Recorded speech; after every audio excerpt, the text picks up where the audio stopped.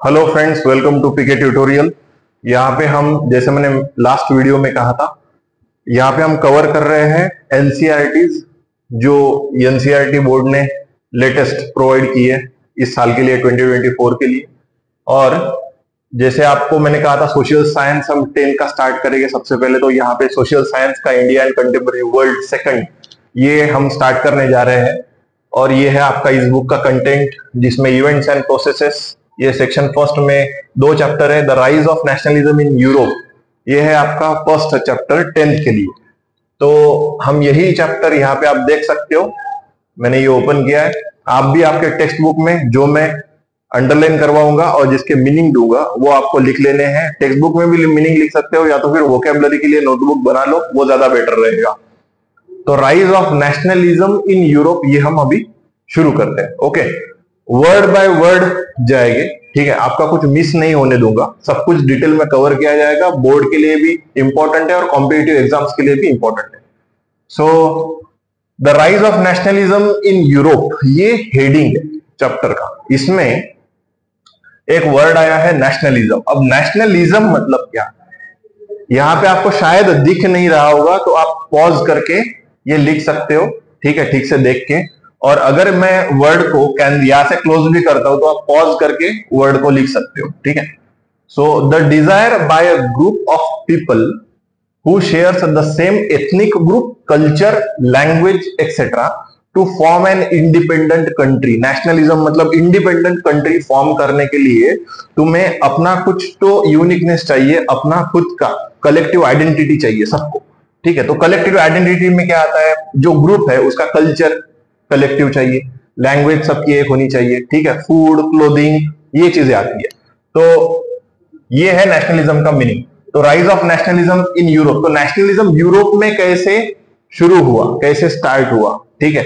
वहां पे कंट्रीज वहां पे कैसे बनी, कौन सी चीजें रिस्पॉन्सिबल थी, ठीक है, क्या क्या कॉजेस थे, ये हम डिटेल में कवर करने जा रहे हैं। यहाँ पे ये पिक्चर दिखाया है आपको, ये पिक्चर बहुत कुछ बताता है। इसी पिक्चर के ऊपर, इसी ड्राइंग के ऊपर ये चैप्टर डिपेंड है, ठीक है। अब इसमें क्या क्या बताया, यहाँ पे स्टैच्यू ऑफ लिबर्टी है, ठीक है।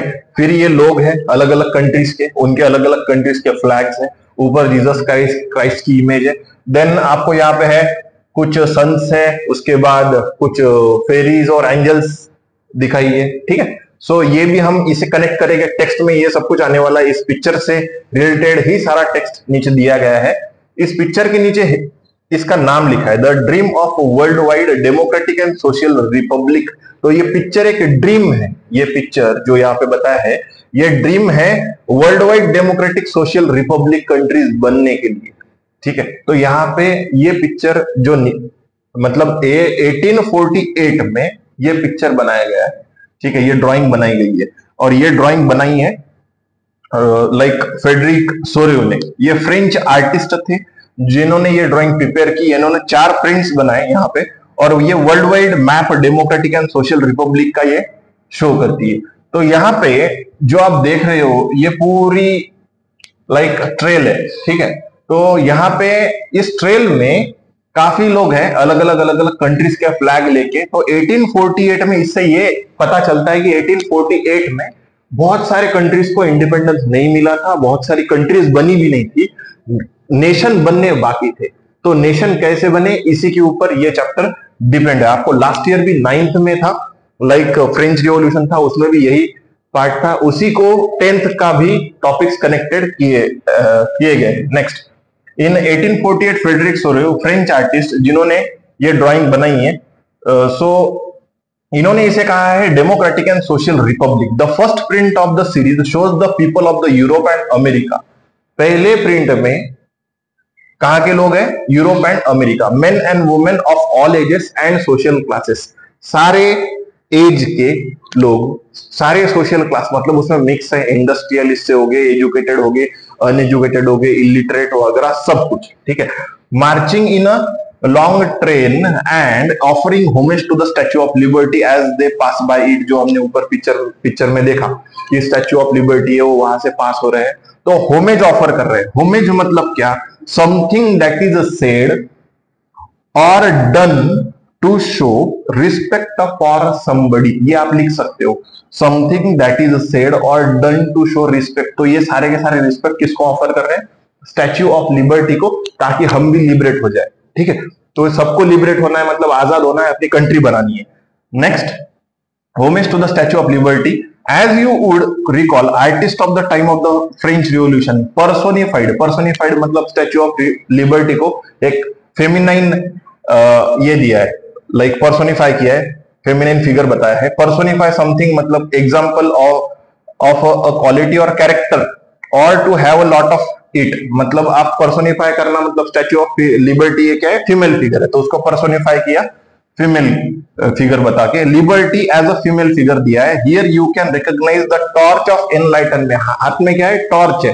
टॉर्च किसकी? एनलाइटनमेंट। एनलाइटनमेंट मतलब क्या?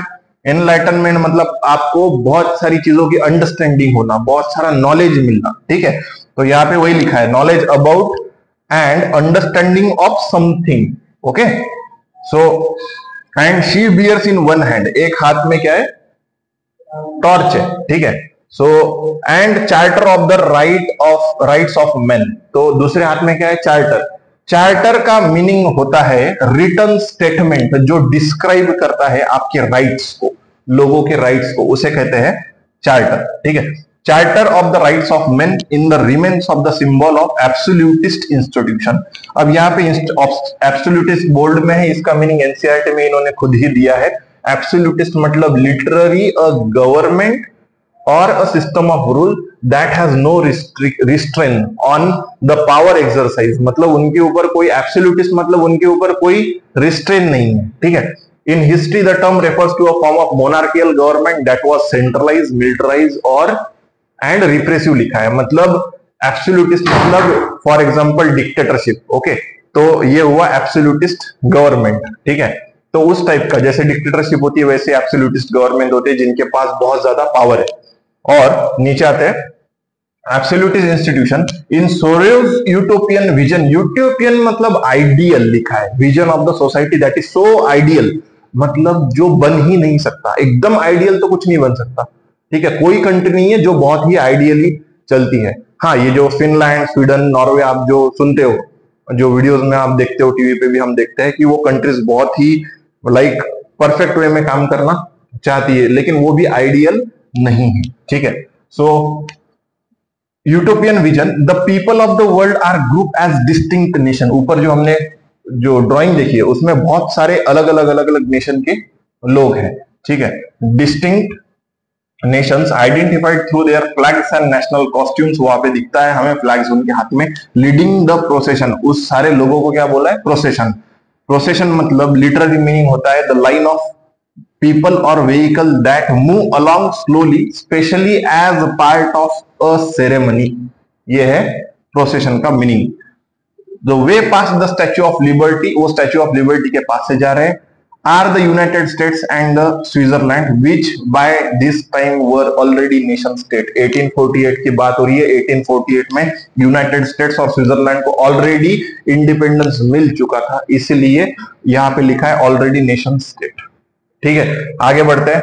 Next is France, identifiable by the revolutionary try colour. France का वहां पे फ्लैग दिखता है, आप ड्राइंग में देख सकते हो, लास्ट पेज पे चले जाओ, वहां पे आपको ट्राई कलर फ्लैग दिखेगा जो स्टैच्यू ऑफ लिबर्टी के पास जस्ट रीच हुआ है, followed by Germany black, red and golden colour का फ्लैग है। ठीक है, मतलब फ्रांस का है, उसके बाद जर्मनी का है। Interestingly at the time when Sorrieu created this image, जब सोरेउ ने ये ड्राइंग बनाई, the German people did not yet exist as united nation. German people को यूनाइटेड मतलब वो यूनाइटेड नहीं थे, उनका नेशन नहीं था, उनको मतलब इंडिपेंडेंट नेशन उनका अभी फॉर्म होना बाकी था। The flag they carry is an expression of liberal hope, उनको होप है, उनको लिबरल होप लिखा है। ठीक है, सो in 1848 to unify numerous German speaking principality into a nation state under a democratic constitution। तो इनको अपना नेशन बनाना है, अभी तक नहीं बना, उनको वो सब कुछ यूनाइट करना है, इसी के लिए सब कुछ चल रहा है। Next, following the German people are people of Austria. Germany के बाद ऑस्ट्रिया के लोग हैं, टू सिसिलीज के लोग हैं, Lombardy, Poland, England, Ireland, Hungary and Russia के लोग भी वहां पे बताए हैं। फ्रॉम द हेवंस अबव, मैंने जैसे बताया था आपको, क्राइस्ट, कुछ sons, angel gaze upon the scene, वो ऊपर से देख रहे हैं, आप वहां पे पेंटिंग में देख सकते हो। They have been used by the artist to symbolize fraternity. यहाँ पे वर्ड आया फ्रैटर्निटी, जो बहुत इंपॉर्टेंट है, लिख लो, मीनिंग लिख लो, बाद में तुम बोलोगे नहीं नहीं ध्यान में रखते, ध्यान में कुछ नहीं रहता है, लिख लो, इंपॉर्टेंट है, एग्जाम में काम आएगा। फ्रैटर्निटी मतलब अ group of people sharing the same profession, interest और बिलीफ, जिसके लिए वो एक साथ आ रहे हैं उसे कहते हैं फ्रैटर्निटी। जो अपना same interest, same profession, same belief जो होता है उसे कहते हैं fraternity among the nations of the world. Okay, next this chapter will deal with many of the issues visualizing by Sorrieu in figure 1 during the 19th century. ये important है, जो मैंने अंडरलाइन किया है वो आपने अंडरलाइन करना है, जो मीनिंग मैं दे रहा हूं वो लिखना भी है, ठीक है। सो जो यहाँ पे अंडरलाइन आपको दिख रहा है वो एनसीईआरटी में अंडरलाइन कर लो। During the 19th century, 19th century मतलब 1801 to 1900, okay. So during the 19th century, nationalism emerged as a force which brought about sweeping changes in the political and mental world of Europe. Europe में 19th century में बहुत ज्यादा change हो गया। लोगों ने nationalism, ये जो यहाँ पे वर्ड आया है नेशनलिज्म का, ऑलरेडी मैंने आपको मीनिंग प्रोवाइड कर दिया था, एक बार पढ़ लेना। नेशनलिज्म के लिए स्वीपिंग चेंज बोला है, तो पॉलिटिकली, सोशियली, मेंटली सब कुछ चेंज आ चुका है यूरोप में, ठीक है। So the end result of this change was the emergence of the nation state in a place of multinational dynastic empire of Europe. पहले तो सारे एम्पायर थे, राइट, हर जगह एम्पायर थे, इंडिया में भी एम्पायर थे। हम जैसे पढ़ते हैं इंडियन हिस्ट्री को, तो इंडिया में जैसे किंग थे वैसे यहाँ पे भी किंग थे, वो रूल करते थे, मोनार्क। सो वो मोनार्की खत्म होके नेशन स्टेट, मतलब कहीं पे डेमोक्रेसी बनना है, हर जगह कॉन्स्टिट्यूशन आना है, तो ये सारी जो प्रोसेस है ये हमें देखनी है इस हिस्ट्री में। तो यहाँ पे नेशन स्टेट बनने जा रहा है जहां पे मल्टीनेशनल डायनेस्टिक एम्पायर थे। The concept and practices of a modern state, modern state बनने जा रहे हैं, अभी मॉडर्न नहीं है, बनने जा रहे हैं। So the concept and practice of modern state in which a centralised power exercise sovereign control over a clearly defined territory had been developing over a long period of time in Europe. तो sovereign Nations बनेंगे, sovereign का meaning भी मैं provide करवा देता हूं, ठीक है। उसके बाद but a nation state was one in which the majority of its citizen and not only its rulers came to develop a sense of common identity and share history. इसे अंडरलाइन कर लेना। नेशन स्टेट का मतलब ही यहाँ पे दिया है, ये एग्जाम के लिए बहुत जरूरी है, आंसर में लिखना होगा, तो इसे अंडरलाइन कर लो। नेशन स्टेट को करना अंडरलाइन, और नेशन स्टेट मतलब क्या, citizens and not only its ruler, सिर्फ रूलर नहीं, सारे citizens came to develop a sense of common identity and share history, ठीक है। जो मैंने फ्रैटर्निटी का बताया तो यहाँ पे सिमिलर मीनिंग आ रहा है। और डिसेंट बोला है, डिसेंट मतलब क्या, अगेन वही, एन एक्शन ऑफ कमिंग और going down. So this commonness, ये कॉमननेस जो है did not exist from time immemorial, ये बहुत पहले से नहीं है, ये कॉमननेस कुछ कुछ सेंचुरीज में डेवलप हुआ है, okay. So next, time immemorial it was forge through struggle. Commonness कहां से आया है, स्ट्रगल से। Through the actions of the leaders, कहां से आया कॉमननेस, एक्शन, लीडर्स के एक्शन से आया है commonness. And the common people, जो लोगों ने एक कल्चर शेयर किया है, एक food, similar types of clothing जो है, वहां से कॉमननेस आया है। This chapter will look at the diverse processes through which nation state and nationalism came into being in 19th century Europe. तो हमें ये चैप्टर जो डील करने जा रहे हैं हम, इसमें 19th सेंचुरी यूरोप में नेशन स्टेट कैसे बने, इसी के बारे में। तो अभी तक जो भी समझा है इस लेक्चर में अच्छे से समझ गए होंगे, तो कमेंट में जरूर शेयर करना, और कुछ दिक्कत होगी, कोई डिफिकल्टी होगी तो वो भी कमेंट में बताना, ठीक है, कमेंट्स में बताना। चलो अगले लेक्चर में मिलते हैं। अगला लेक्चर इसी के आगे स्टार्ट होगा, लेक्चर के नंबर रहेंगे तो उसी के हिसाब से आपको फॉलो करना है। So tata bye bye, see you in next lecture.